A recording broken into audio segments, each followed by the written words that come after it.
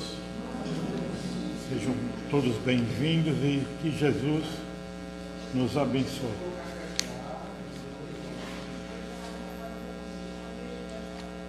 Hoje é 28.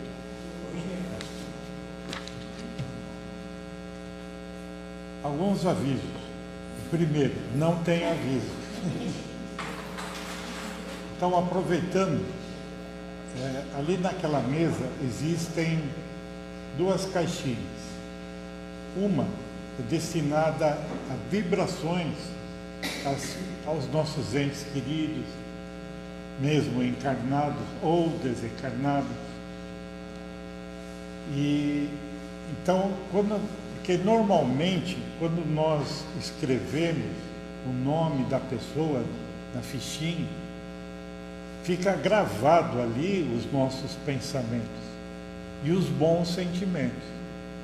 E a espiritualidade, ela percebe essa gravação que está no papelzinho. Então, isso tudo facilita o trabalho deles. Então, vamos supor, uma pessoa está no hospital. Eles vão lá, fazem uma visita, dão passes, ajudam. E às vezes a pessoa nem sabe, mas está sendo até melhorada. A outra é sugestões para casa, uma palestra, um assunto, alguma coisa. Não gostei da roseira vermelha, eu queria ter uma cor-de-rosa. Tudo bem, a gente vai providenciar. Seja feita a sua vontade, né? E assim por diante, qualquer coisinha, qualquer pensamento sempre é para ajudar a melhorar. Normalmente nós aqui na casa temos várias reuniões mediúnicas. E nessas reuniões existem a psicografia.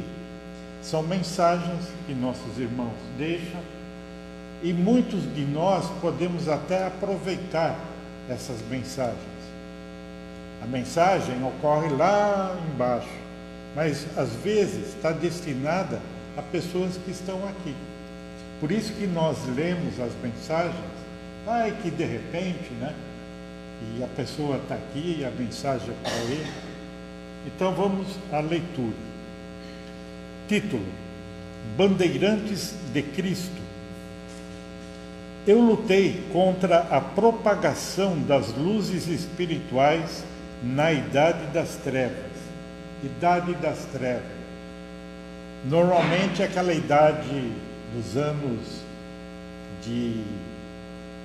das cruzadas, dessa fase tão negra que foi essa fase aqui na humanidade. Espíritos realmente trevosos reencarnaram, né? Olha, e causaram muitos maus. Mal não, acho que eles fizeram muito bem, sem querer, que estavam ali cometendo. Anteriormente fui também um pagão e depois um missionário da igreja dominante, que intitulava Igreja Católica Apostólica Romana, guardiã do cristianismo. Na defesa dos interesses humanos, precisamente de dominância política, econômica, social e religiosa, eu abracei a escuridão com todos os seus monstros devoradores da fé e da razão. Na igreja, muito paradoxalmente, não foi guardiã das verdades de Cristo, mas das falsidades humanas, com seus sórdidos interesses mundanos. Não queria cair no pedestal sem destruir o altar da hipocrisia. Fui guerreiro das trevas, usando o escudo da destruição. Infelizmente, milhares de vítimas inocentes sucumbiram após o desmando da Santa Igreja. Queríamos derrubar os próprios cristãos, aqueles que derramariam seu sangue por Jesus, sua honra, sua lealdade por Deus. Mas o que é verdade não se destrói, é imperecível, é indestrutível, é incorrompível, porque é eterno e imutável. De nada adianta destruir o homem no desejo de exterminar a ideia. É a luta sangrenta da besta apocalíptica, quando o dragão ia devorar a luz. Mas a espada de Jesus é justa, é clemente. A espada dos homens é que é ímpia e injustificada. Quanto ardor no fogo do inferno, onde queimavam nossas consciências em pranto ardente de arrependimento por termos afastado o próprio Filho de Deus para nos salvar. Jesus, tendo piedade sem fim, tirou-nos um a um daquele cenário de horror. Fomos, enfim, ajudados. Aqui no tempo atual, lutamos com o escudo da paz, pela manutenção do amor no seio desse planeta que ainda se debate em trevas e desamor. Somos os bandeirantes de Cristo, ostentando a bandeira cristã por todos os rincões da dor e da maldade. Não podemos, ante aos autênticos enviados de Deus, eles são os protetores da verdade e da luz. Jamais serão apagados e todos os seus feitos ficarão gravados por séculos e gerações, a fim de serem conhecidos por toda a humanidade terrena. A doutrina espírita tem seus séquitos, e que todos os espíritas, que todos os cristãos e todos os de boa vontade lutem por salvaguardar as lições de Jesus, pelo vivo exemplo e pelo fiel ensinamento. As testemunhas do tempo. Essa mensagem é do dia 28 de março de 2026, pela nossa médium Elaine.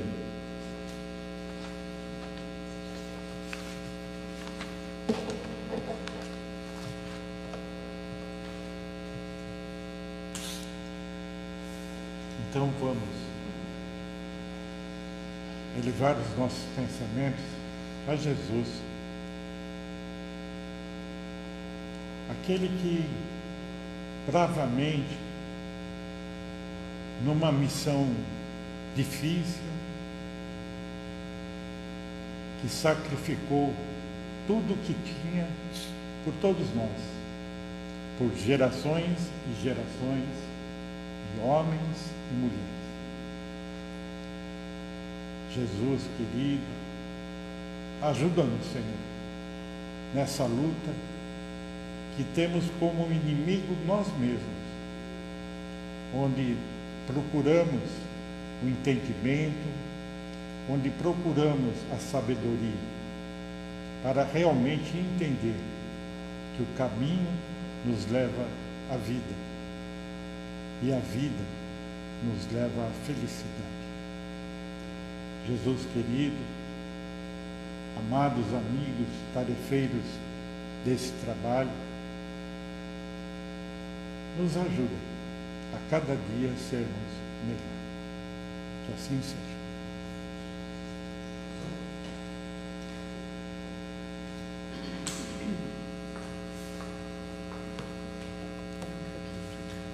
Boa noite a todos.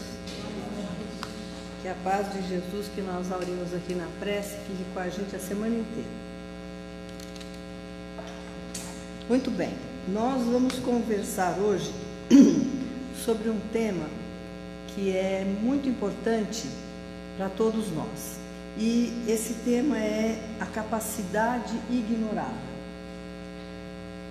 Para começar a nossa discussão, eu vou pedir a vocês, eu vou fazer uma pergunta a vocês. Vocês não precisam me responder em voz alta, mas pensem aí. Qual é a sua maior habilidade? O que você faz com facilidade? Uma pessoa só me diz, o que você faz com facilidade? Nossa Senhora, ninguém sabe fazer nada aqui? Ô louco! O que vocês fazem com facilidade? Lê. Come. Aí não é bem uma ação para fora, né? Mas vejam bem, eu fiz uma pesquisa com 20 pessoas esse final de semana sobre o que você faz com facilidade. E é impressionante como a maior parte das mulheres, eu estou fazendo eco aqui, né? A maior parte das mulheres escolheu cozinhar. Falei, acho que é porque a gente é obrigada a cozinhar desde sempre. Então você fala, bom, no fim você aprende, né? Não tem outro jeito. Eu cozinho bem. Mas foram várias coisas que foram colocadas pelas pessoas.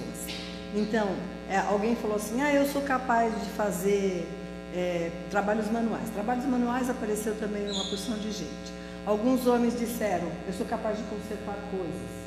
Eu sou capaz de mudar coisas.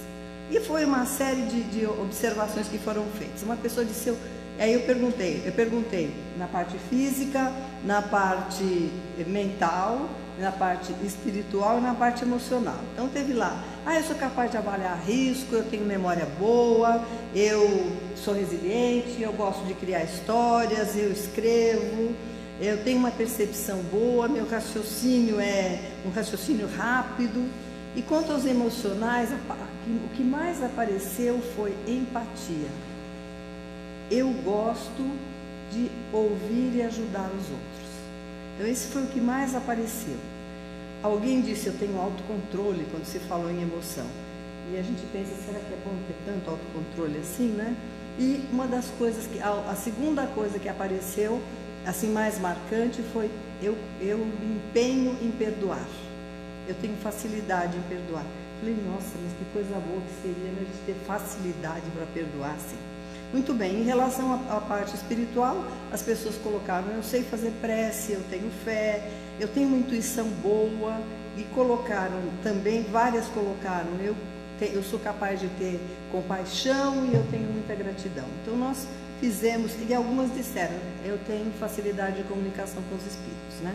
Esses seriam os médiuns. Então, quando nós avaliamos, a intenção dessa pesquisa é que cada um olhasse para si mesmo. Então, eu vou pedir para vocês que quando essa semana, hoje, amanhã, vocês olhem para vocês e se perguntem, o que eu sou capaz de fazer bem?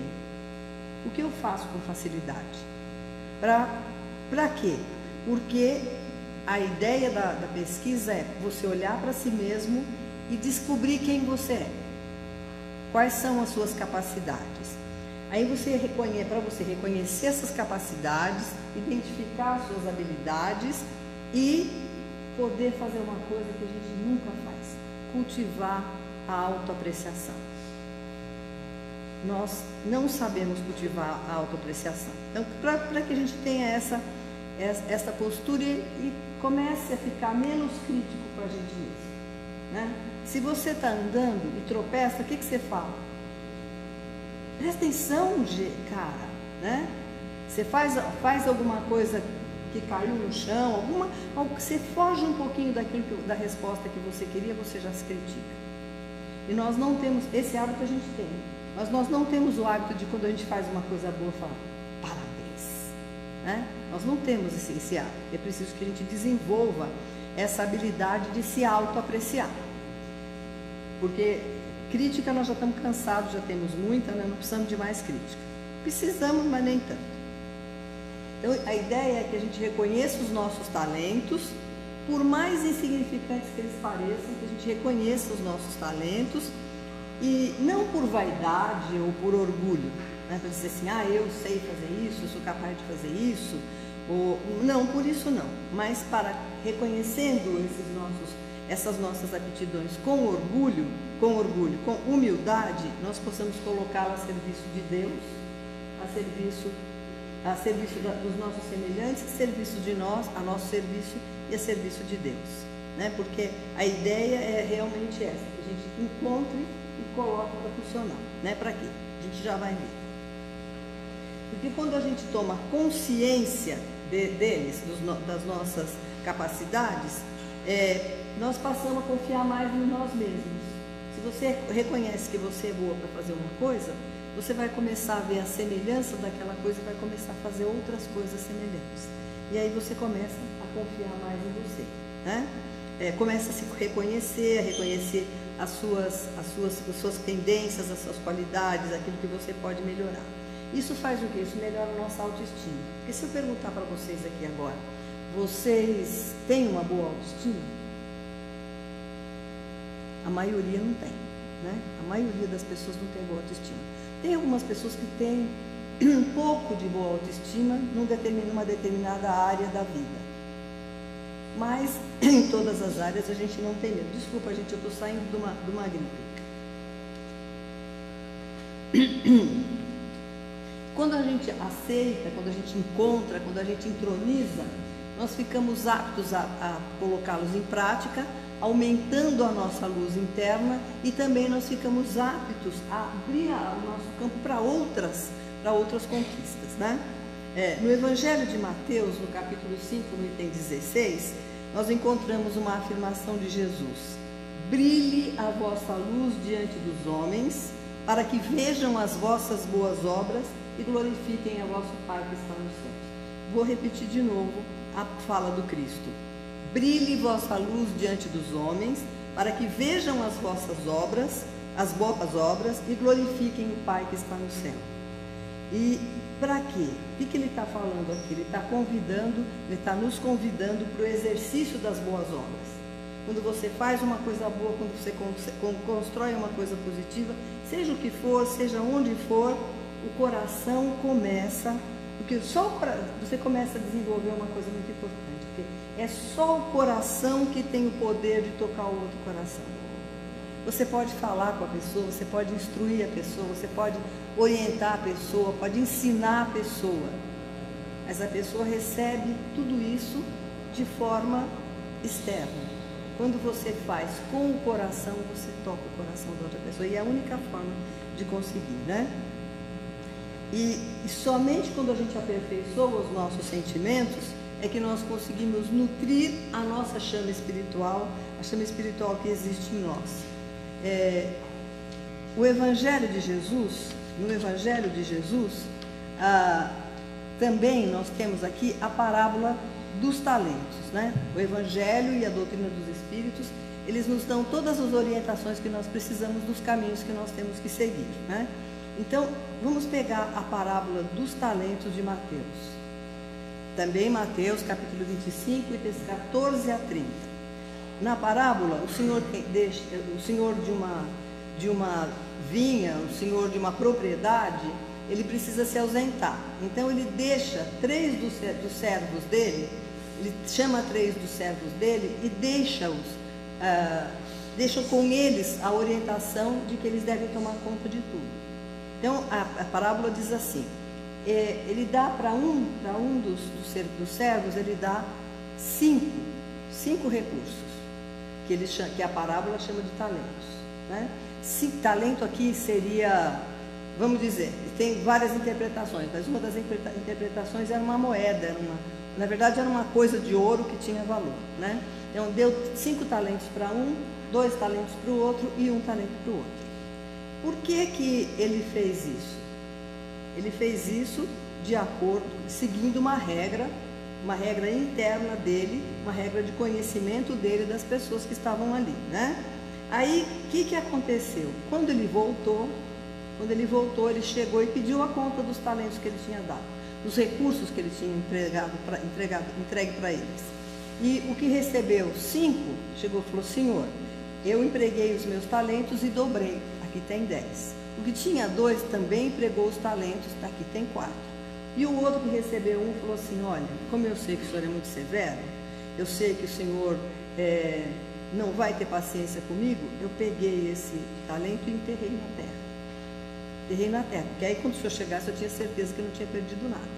Ele devolve para o senhor e o senhor diz assim: servo mau e infiel, se você não soube cuidar de um talento, eu vou tomar esse talento de você, né? Para a gente entender o que é isso, vamos entender o que significa essa parábola, o que Jesus quis dizer para nós com isso. Por que essa pessoa enterrou o talento? Ela enterrou o talento, ela mesma disse, por medo dele, e enterrou porque não confiou que seria capaz de realizar o que tinha que realizar. Ela se preservou. E normalmente, quando a gente para, se impede de seguir em frente, a gente também faz isso por um pouco de preguiça, né? De preguiça e por não estar bem intencionado com o que a gente tinha que fazer, ou com medo mesmo, né? Uma das coisas marcantes aí é o medo. Então, quando a gente recebe uma tarefa na nossa vida, nós não nos sentimos, quando a gente receber uma tarefa, vamos supor que eu não tivesse conseguido vir hoje, né? Na última hora o carro quebrou, alguma coisa, aí chega aqui a pessoa que está dizendo, gente, a pessoa que vinha falar não veio. Quem pode falar aqui? Quem pode falar aqui? A gente fala, eu? Ah, não, eu não vou me expor desse jeito. Mas eu não preparei nada, né? Então, claro, a gente quando vai falar, prepara as coisas. Mas nós normalmente nos negamos a fazer. Por que a gente se nega? Porque não se acha pronto. Nós não confiamos que nós possamos desenvolver uma tarefa. E quando isso acontecer com a gente, o que nós devemos fazer? Nós devemos nos lembrar que o mestre, se ele trouxe essa oportunidade para a gente, ele sabe melhor de nós que nós e que qualquer pessoa.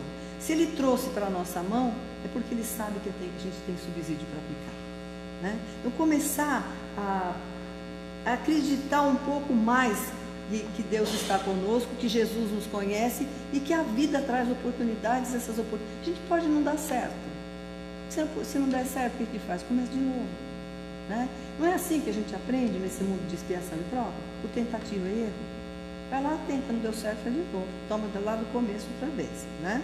Então, toda oportunidade do Pai, o que o Pai nos oferece, o que é? É uma prova da confiança dele em nós.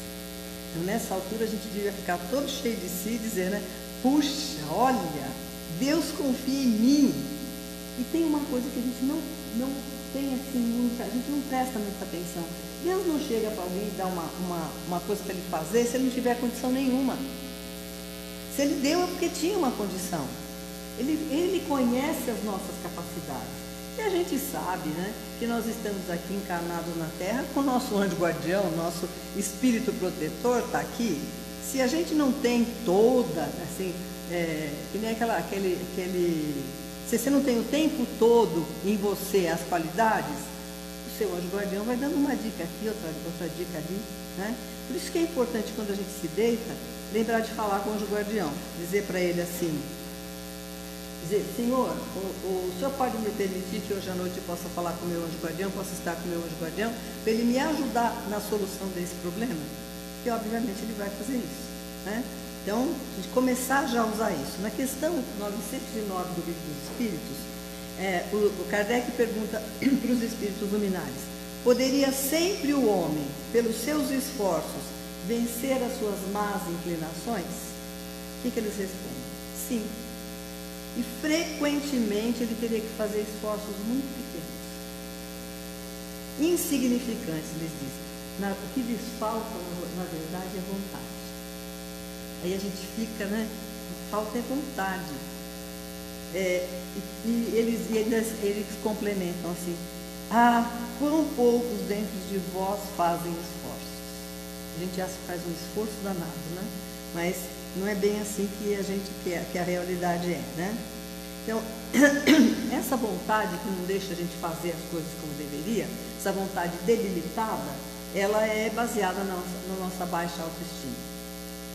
E também numa outra coisa muito importante, porque a gente ainda faz da gente um juízo, a gente faz da gente um juízo, às vezes muito ruim, às vezes bom demais. Então, quando você faz um juízo ruim, você não se dá valor nenhum. Quando você se dá muito valor, você acaba dando um valor acima do que você tem e corre o risco de não conseguir fazer as coisas. E aí tem uma outra queda por causa disso. E por que a gente faz isso? Veja bem, qual é o nosso modelo do nosso modelo na vida? Qual que é? Jesus, né? Com toda aquela perfeição. Então, quando a gente olha, eu tenho que ser parecido com Jesus. A meta é alcançar Jesus. Aí a gente acha que vai alcançar, vai andar e vai ficar cada vez melhor, chegando cada vez mais perto. Que nada, gente. Parece que foi criada a eternidade. para dar tempo para a gente fazer as coisas do jeito que a gente consegue. Então, esse desejo que a gente tem, a gente não quer mostrar para os outros que nós ainda não temos muita conquista. Então, esse desejo de parecer melhor do que nós somos é que nos afasta realmente de ter uma vida mais tranquila. Essa distribuição que o senhor da propriedade fez, deu 5 para um, 2 para o outro, 1 para o outro. Parece uma coisa meio arbitrária, né? Você fala, como é que você dá uma... Por que ele deu? Ele fez uma diferença. Não, você é melhor, vou dar mais para você mais ou menos dá para você. Não é assim, ele não fez, não foi uma tomada de arbitrária, não fez de qualquer jeito, né? Então, um pouco injusta, porque ele deu para o primeiro, os 5, aqueles 5 ele deu para ele, porque ele sabia que ele já tinha condições de lidar com aquilo. Ele sabia que o outro tinha condição de lidar com os dois.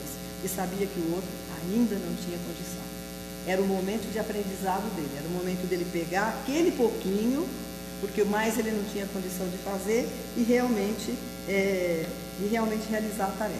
Veja bem, os espíritos que recebem, né, os que recebem os 5 talentos, são espíritos mais experimentados, recebem muito recurso, são espíritos mais adiantados e que vêm para a Terra para trabalhar para uma grande camada social, para realizar grandes trabalhos.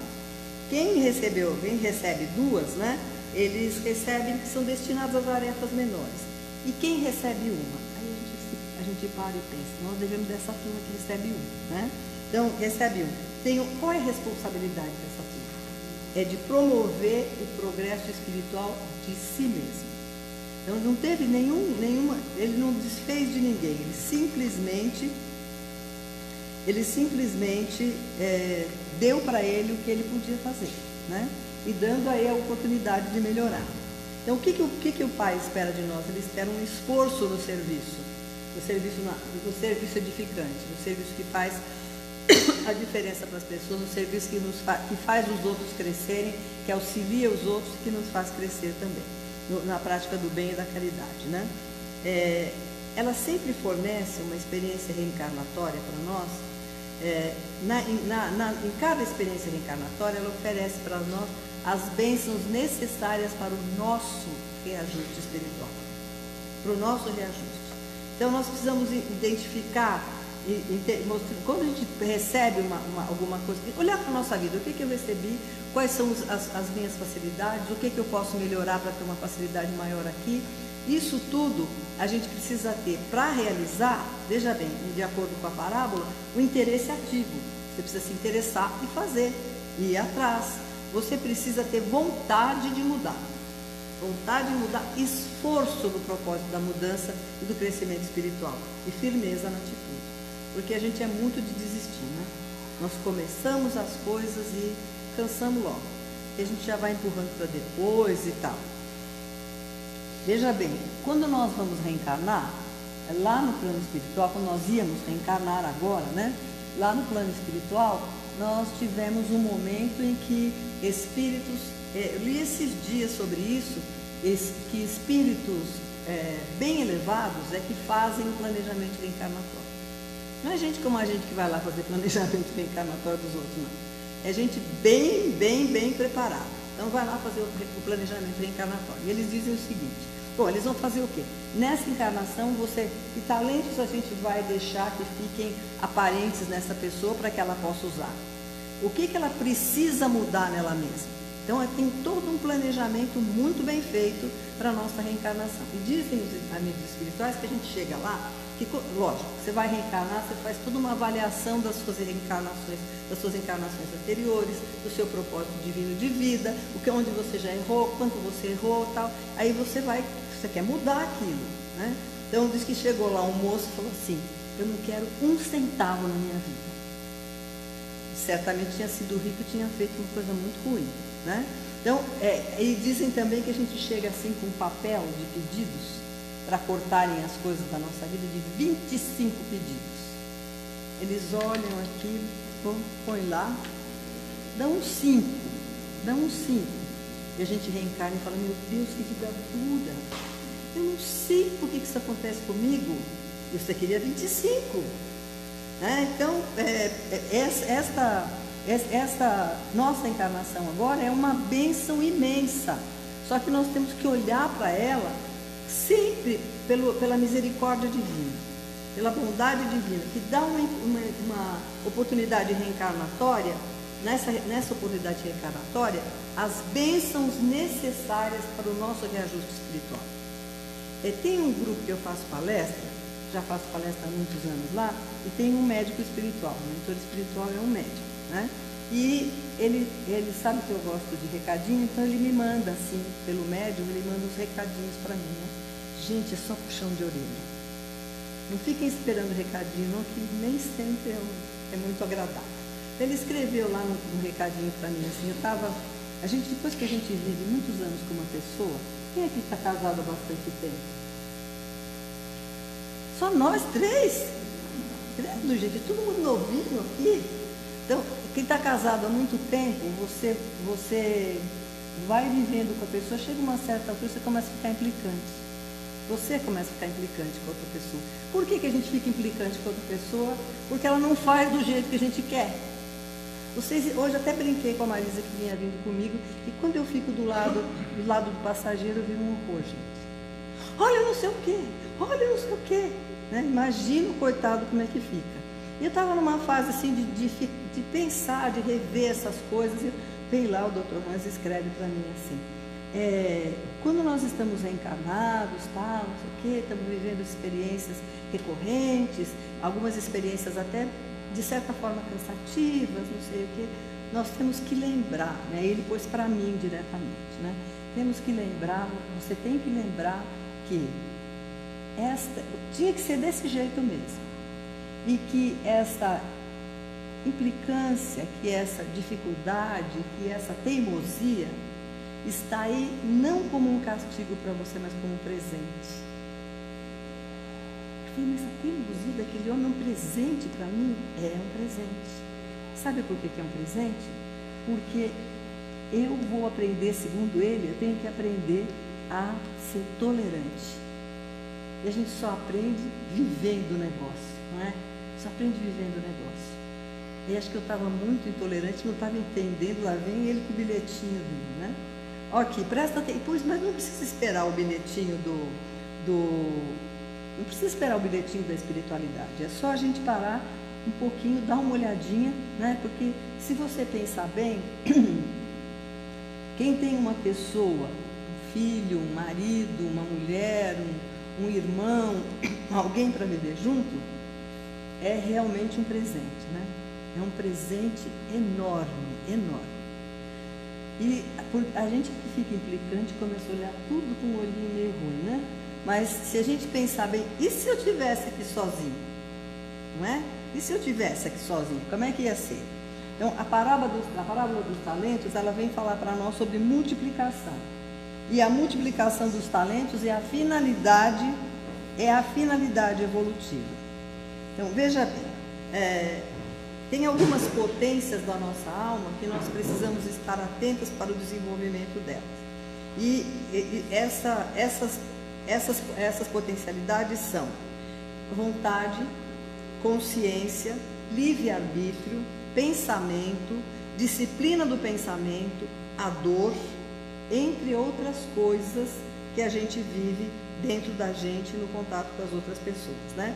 Elas são responsáveis pelo nosso desenvolvimento ilimitado. Por isso que a gente volta encarnação após encarnação, passando por situações repetidas, para que a gente possa realmente entronizar o aprendizado e esse talento possa ser espalhado. Então, por que a gente fica sentindo essas coisas? Todas essas coisas são forças, estão acordando lá dentro de nós as forças latentes nas profundezas misteriosas da nossa alma, diz o Leon Denis. O reino dos céus está dentro de nós, disse o Cristo. Lá no Evangelho segundo o Espiritismo, no capítulo 11, item 8, o Espírito Luminar Fenelon diz assim, e eu quero que a gente grave isso agora, né? Todos nós trazemos dentro do nosso coração a centelha divina do momento da criação. O que é isso? Quando Deus cria as coisas, como é que Ele cria? É a partir dele. É parte dele que se materializa em diferentes coisas. Então, quando ele criou a gente, o que foi isso? Um pedaço dele que saiu. E esse pedaço dele, diz o Fenelon, tem todas as potencialidades da perfeição. Porque está tudo aqui, ó. Está aqui dentro, na centelha divina no coração. Está tudo pronto aqui. Não está muito pronto, porque a centelha ainda está na semente. Mas está aqui, nós temos tudo aqui. Nós somos divinos, nós somos luminosos. Nós somos, Jesus disse, vocês podem fazer tudo o que eu fiz e muito mais. Porque nós temos dentro de nós as potencialidades de Deus. E essas potencialidades é que a gente vai desenvolver ao longo da nossa vida. Muito bem, nós vamos encerrando a nossa reflexão de hoje com uma pequena lembrança. Eu vou encurtar bem a história, tá? De uma história. Tinha lá no lamaçal várias larvas de borboleta. Estavam todas lá, só que elas não sabiam, elas eram larvas só, né? E aí apareceu uma borboleta. Vocês já viram a diferença de beleza da larva e da borboleta? Apareceu a borboleta falando para ela: vocês não estão aí, não vão estar aí para sempre, vocês vão ver, vai ser uma coisa tão boa, vocês vão poder sair, vocês vão poder voar, e aquela coisa linda ali, conversando com elas, balançando, vibrando as asas, com todas as cores, refletindo a luz, voando acima das coisas, todo mundo de queixo caído, né? Aí ela disse: mas não é, vocês podem ser, vocês serão assim. E elas ficaram todas felizes. Aí a lagarta mais velha chegou e falou: gente, isso é tudo besteira. Isso é tudo mentira. Não tem nada disso. Vocês vão viver aqui nesse charco, vão morrer aqui nesse charco, e não tem nada depois disso. Nada depois disso. E aí ela fala mais algumas coisas e vai dormir. A lagarta mais velha, que já estava lá há muito tempo. No dia seguinte ela não aparece. Aí elas vão ver, ela está lá. Morreu. Não tem mais nada depois, né? Só que aquele não tem mais nada depois, passado um pouquinho de tempo, já tinha começado os fios a enrolarem a lagarta. E já começaram a brilhar os fios enrolados na lagarta. Depois de algum tempo, a lagarta, a pupa se abriu e saiu uma linda borboleta. Tem um irmão nosso que era palestrante, não sei se ainda é no plano espiritual, ele está lá no plano espiritual, o Genivaldo Fortes, que dizia, ele tinha uma frase muito boa, ele dizia assim: todos nós somos filhotes de anjo.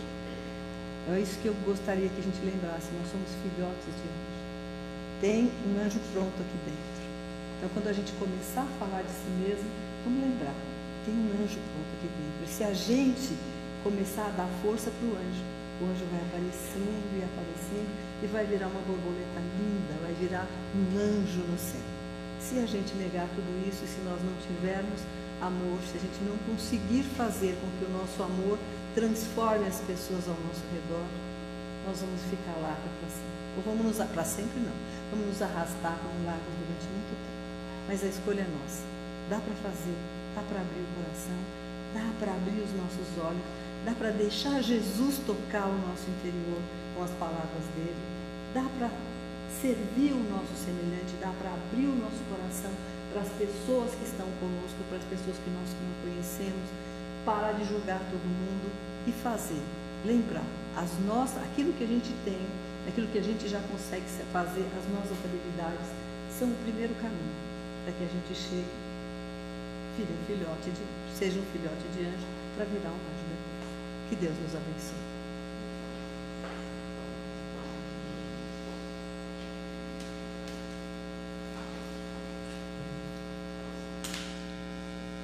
Então vamos elevar os pensamentos a Jesus